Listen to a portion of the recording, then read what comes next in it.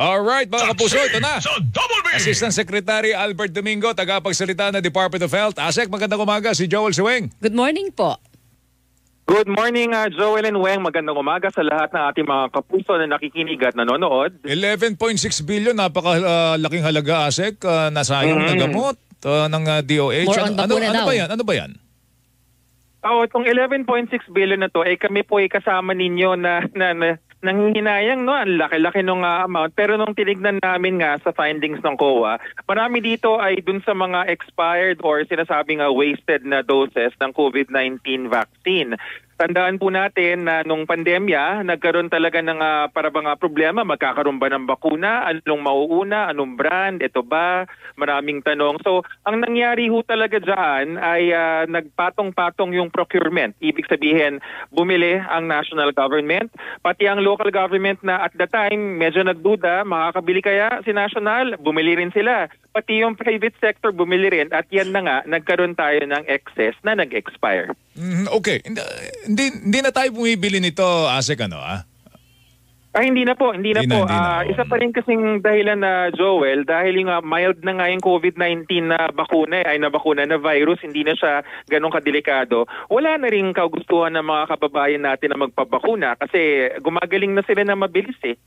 Maliban po doon sa mga bakuna ng sa COVID-19, ano pa yung mga nag-expire? Kasi kaya ko tinatanong, sabi ko kay Joel, kasi kung na-expire tayo ng ibang mga gamot, marami pong nagsasabi na kahit sa barangay health centers, walang gamot Wala nga raw gamot eh. So parang na-expire tayo, pero wala palang available pagdating po doon sa pinakapangunahing governance natin na barangay. Opo, doon po sa nakita natin sa annual audit report ng COA, ang kanilang tinukoy ay yung mga dialysis solution.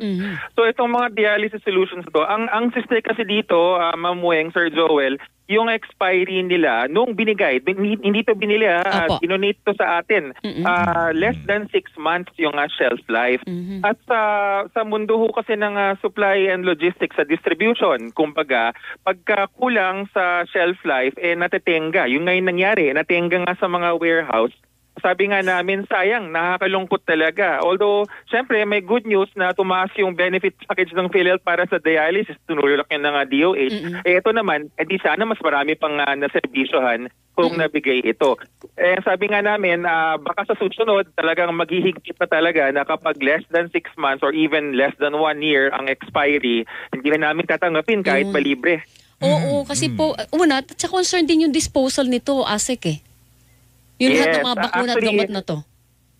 Actually, tama yun, Ma'am Weng. No? Kung ihambing natin para sa ating mga kapuso na may bahay na mga bumibili, kapag mamamalengke sa susunod na linggo, alam ko, ang kabisado nila ng nanay, ng tatay, gaano karaming karne, isda, gulay ang bibilhin na makakain lang na sapat at sapat sa ating budget. So, pag inalok tayo ng, meron akong libreng isda para sa'yo, bagong huli, pero ang laki-laki ng isda, hindi mo naman makakain lahat at hindi mo naman minsan baka sabihin na lang, maraming salamat lang po, pero ang kailangan ko lang ay maliit na bahagi. Baka ganun na yung magiging way forward natin. Oo, tama.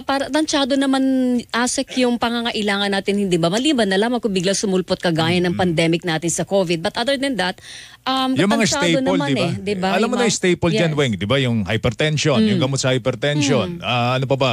Yung sa dialysis. Dialysis. So, yan sana yan ang meds. maging available sa mga health centers. Tama po yan, Joel and Weng. No? Actually, yung mga gamot na, yung magandang ginamit yung term, yung staple, yung madalas na nating binibili, hindi mataas yung mga wastage rates. Ang talagang bumulaga yung sa COVID-19 dahil nga siya ay unpredictable at hindi siya staple. Kumbaga, kakaibang kakaibang sitwasyon.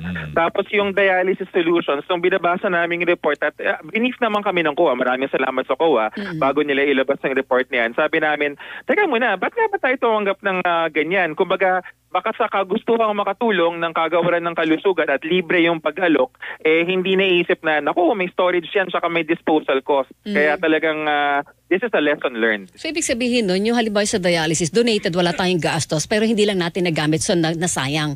Pag ganun pa, bakit hindi po siya naibaba doon sa mga nangangailangan?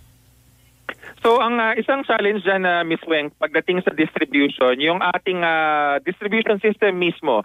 Kasi kung yari, maaaring nung dumating yung donation, baka yung forecast na gaano karami ang gagamit sa rehiyong ganito, sa rehiyong ganyan, baka hindi nagtugma dun sa totoong pangangailangan sa mga lugar. So nung linipad or nung dinila doon yung mga dialysis solutions, pagdating doon wala naman palang sasalubong nagagamit. Oh. Imbis na ilipad sa uli, parang sinabi nilang, sige mag-antay nilang tayo kung may gagamit. Kaso yung antayan nga is 6 months lang. Ayun, Kaya nasayang talagang, kumbaga, I'm not trying to find an excuse pero sinasabi ko lang po yung sitwasyon na hindi na talaga dapat maulit yung ganitong sitwasyon. Okay. Alright, sige. Asek, salamat sa oras mo. Mag-ingat Sir, ka. thank you. Thank you. Good morning po. You are most welcome, Joel and Weng. Magandang umaga. Si Morning. Asek Albert Domingo, mga kapuso.